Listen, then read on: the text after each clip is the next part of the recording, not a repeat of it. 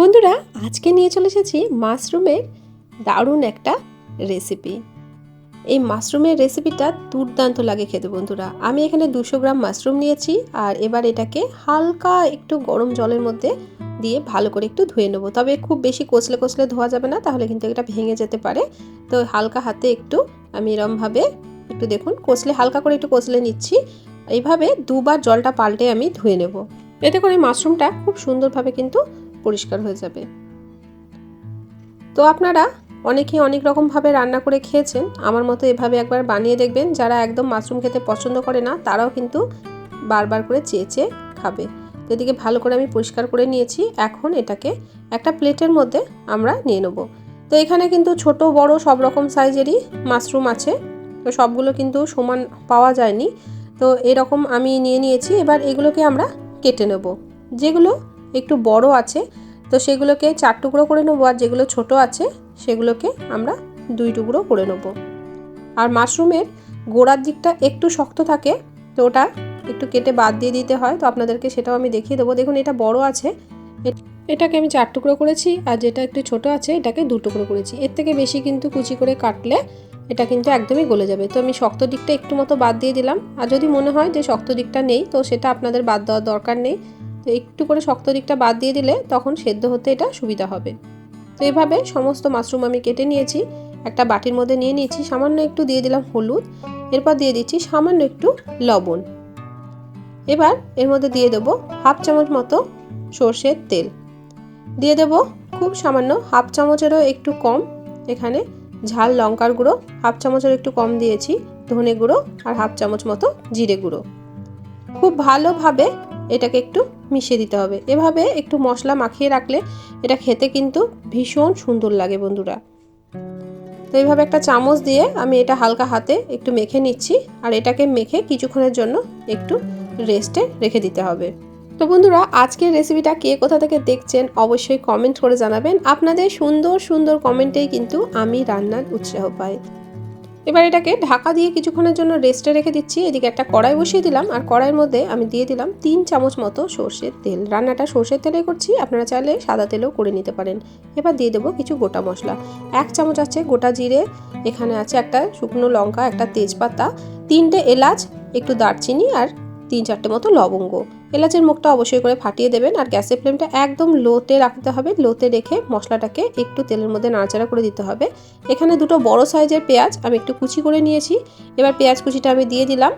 পেঁয়াজ কুচিটা দিয়ে ভালো করে একটু নাড়াচাড়া করে নেব। পেঁয়াজটা কিন্তু খুব বেশি ভাজার দরকার নেই, পেঁয়াজটা হালকা করে একটু ভেজে নিতে হবে। এই রেসিপিতে কিন্তু আমি বাটা মশলার ব্যবহার করব না, সবই কিন্তু এখানে কুচি করে ব্যবহার করেছি। তো এবার পেঁয়াজটাকে হালকা হাতে একটু নাড়াচাড়া করে নিলাম। পেঁয়াজটা কিন্তু খুব বেশি ভাজার কোনো প্রয়োজন নেই।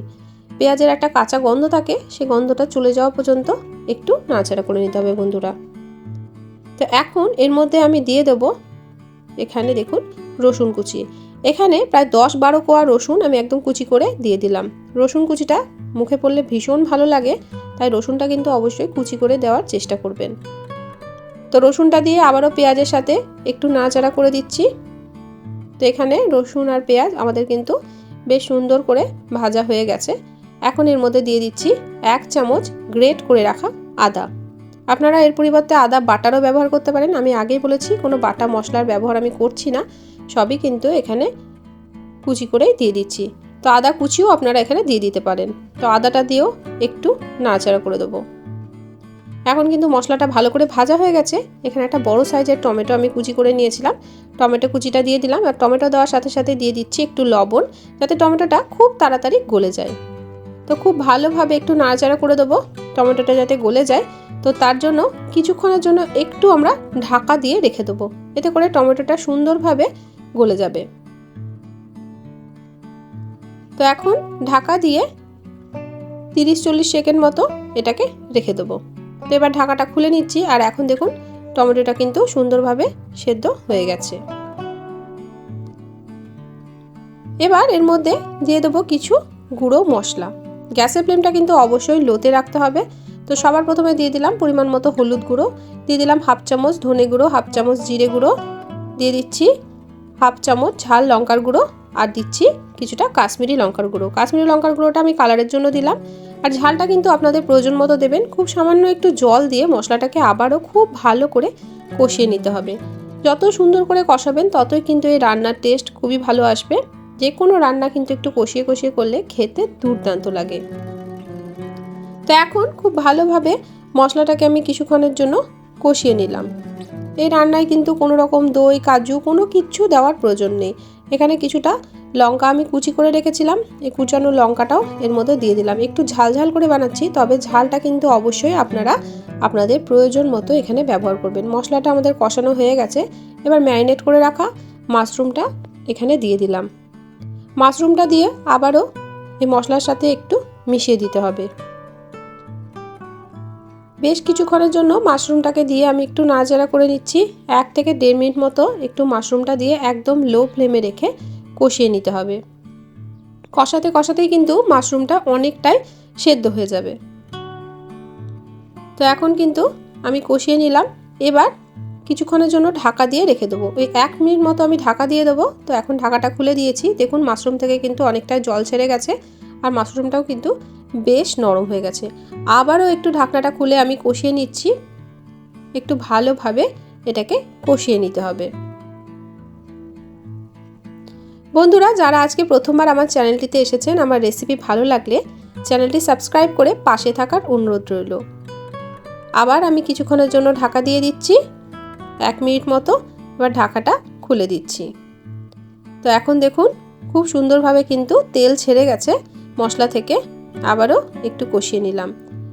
এবার এর মধ্যে আমরা দিয়ে দেব প্রয়োজন মতো জল, তবে অবশ্যই করে কিন্তু এখানে গরম জল দেবেন, ঠান্ডা জল দেবেন না। তো আমি খুব অল্প ওই ছোটো বাটির হাফ বাটি মতো জল আমি দিয়ে দিয়েছি। আমি একটু গ্রেভি রাখছি তাই একটু জল দিলাম। আপনারা যেরকম রাখবেন সেরকম জলের প্রয়োজন মতো এখানে দিয়ে দেবেন। তো জলটা দিয়ে আবারও ভালো করে একটু নাড়াচাড়া করে দিচ্ছি। আমি যেহেতু মাশরুমের মধ্যে লবণ আগেই দিয়েছিলাম তাই লবণটা তখন আমি আর ব্যবহার করিনি। এখন জল দিলাম তাই লবণটা একটু কম হয়েছে, তাই একটু লবণ দিয়ে দিলাম। তো লবণটা কিন্তু বুঝে দিতে হবে। টমেটোটাতেও লবণ দিয়েছিলাম আর মাশরুমটা ম্যারিনেট করার সময় লবণ দিয়েছিলাম। 1 থেকে 1.5 মিনিট মতো ভালো করে ফুটিয়ে নিয়েছি। এখন কিন্তু একদমই রেডি হয়ে গেছে। আর দেখুন কতটা লোভনীয় দেখতে হয়েছে। আর মাশরুমটাও কিন্তু সুন্দরভাবে সেদ্ধ হয়ে গেছে, কিন্তু একটাও ভেঙে যায়নি, গোটা গোটাই কিন্তু এই মাশরুমগুলো আছে।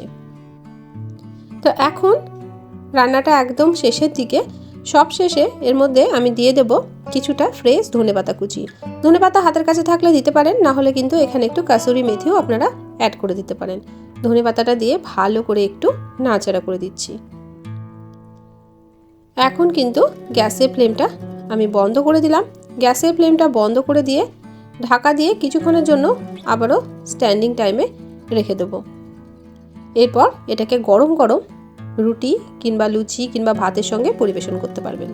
তো বন্ধুরা, এখন দেখুন কতটা লোভনীয় দেখতে হয়েছে। কেমন লাগলো আজকের রেসিপি অবশ্যই কমেন্ট করে জানাবেন। রেসিপি সামান্য হলেও ভালো লেগে থাকলে প্রিয়জনদের সঙ্গে শেয়ার করতে কিন্তু ভুলবেন না। চ্যানেলে নতুন বন্ধু হয়ে থাকলে চ্যানেলটি সাবস্ক্রাইব করে পাশে থাকার অনুরোধ রইল।